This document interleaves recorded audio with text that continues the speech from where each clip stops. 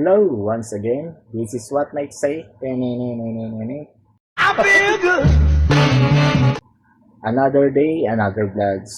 And nung nakaraang vlogs ko, pinicture ko po yung tungkol sa GCash card and how to order and yung some advantages and uses ng GCash card. Ito, follow up lang para mai-feature ko talaga lahat yung mga gamit ng advantages ng pagkakaroon ng GCash card. Katulad nito, yung GCash card ko, meron akong personal GCash card na in-order ko using yung procedure nung sa una kong vlogs. Madali lang naman, di ba? Yung pupunta lang tayo sa GCash app natin and then hanapin lang natin yung card and then click lang and then yung card natin, my card, and then select the order the card and then mag-fill up lang tayo ng information kung ano yung information na hinihingi doon sa form, sa online form, and then check lang natin bago natin na i-process. And then yun na, nakalagay naman doon kung magkano yung babayaran natin. Maghihintay lang tayo ng confirmation doon sa number na ginamit natin sa ating GCash app. Doon din magaan yung SMS message na confirm na na-send na natin and then kung kailan natin makukuha. And then merong courier na maghahatid sa atin sa bahay natin, door to door, or mga service center, pwede rin tayo. Pero mas convenient kasi kung door to door eh. Inahatid na mismo nila. Kasi ayun naman yung natin. Um, ang advantage kapag ka naka-online na tayo. And bakit ko nga parang din ito kinuha yung aking GCash card? Kasi nung una kasi, may babayaran akong online. Tapos kailangan ko ng virtual card. Actually, may ginamit ako dati nung una, yung isang app, app din yun, na virtual siya. Nakakuha ko ng virtual na parang ganito rin. Kaso wala siyang card. Nagamit ko naman siya pero after nang nagamit ko na siya, wala na, hindi ko na siya nagamit sa ibang process or procedure. Hindi katulad nito, nangailangan na naman ako na may babayaran na naman ako sa online. So, kailangan natin ng virtual card. And so, ito, kumuha na ako ng GCash card para mas convenient talaga. Marami kasi din itong gamit tsaka advantages. So, ang kagandahan pa nito, pag kukuha ka nito, hindi mo na natin kailangan ng mga dokumento na masyadong mabusisi. What? Yeah, paper na lang tayo dun sa fill up lang, information, sa virtual na hinihingi na information. And then yun na, sasaglit lang natin.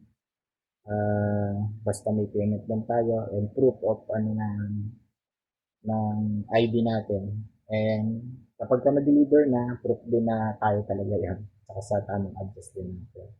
And isa pa nito is, marami itong gamit kasi. Pwede tayong makapag-shop online. Visa card rin to eh. Pwede itong accepted visa. Pwede natin siya magamit din abroad. Pag-shop online tayo, online payment.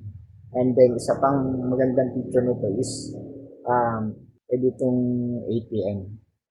Yes, pwede itong ATM. Kasi kung ano yung laman ng GCash app wallet natin, ayun din yung nakikita natin dito na lang. Machi-check natin yun kung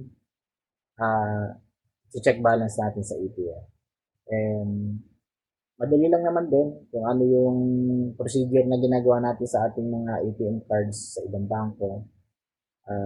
Ayun din, pag nakuha natin to, mag-change pin lang tayo, and then check balance, and then pagka meron ng laman yung ating GCash app wallet, pwede natin ma-withdraw using this sa bangko. Ang isa pang feature nito, kagandahan nito is pag meron ka nito, isang bayaran lang kung ano yung binabayaran natin sa ATM. Ayun ang babayaran lang natin pag nag-withdraw tayo. Hindi katulad sa mga ordinary store na may value habang lumalaki yung ah, cash out mo or cash in mo is malaki ang babayaran natin. Diba? Hindi katulad nito na isang withdrawal lang. Naka-seamless ATM withdrawal. And then, yung mga yung mga picture pa to, yung mga promo. And, katulad yung sa natin, sa Gcash app natin, may mga promo, di ba? Ganito rin to. And, ay sa ibang kasi napaka-convenient nito eh. Halimbawa, OFW tayo, pwede rin ito isa sa card na magamit natin. Mababasa natin ito sa Gcash card. Yung pinaka-browser nito, kung nakuha natin ito. Meron siyang nakalagay na shop over 100 million merchants in over 200 countries. Diba? Napaka-convenient. Anywhere, Visa is accepted. Visa, accepted. And shop online, withdrawal ATM, and pay online everywhere. Diba? Napaka-convenient. And safe naman to dahil may security feature to. Dito nga sa likod niya, meron tong card number, meron tong virtual card number, palagay din dito kailan yung expiration date mo, tsaka yung security number. And pwede mo siya magamit using banknet, kasi banknet to eh. Banknet. So, hindi ko napapakita kasi yung personal kong number kasi nandito. So, mag-iingat lang din tayo.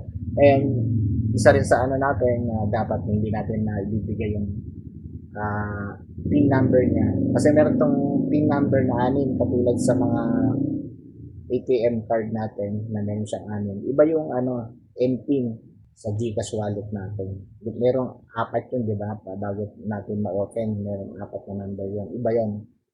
Ito rin, meron naman to 6. Iba rin yung number na pwede natin magamit. So, ayun, so security feature na, so dapat hindi natin maibibigay sa ibang tao. Sa mga trusted lang natin, magbibigay man tayo sa trusted na tao. And then, huwag natin wawalain to. So, pwede rin sa mga bank transaction natin. And, napaka-convenient. So, pinipicture ko lang kung paano ako nag-withdraw. So, pupunta tayo ng bangko, mag-withdraw ako, susubukan ko, diba? Okay.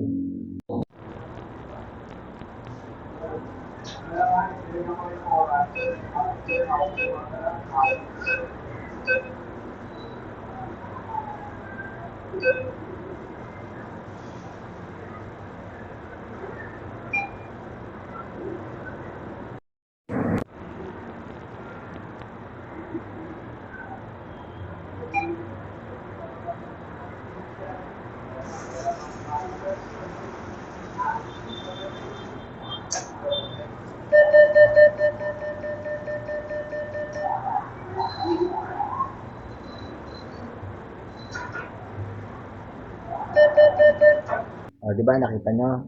Napaka-convenient ang mag-withdraw.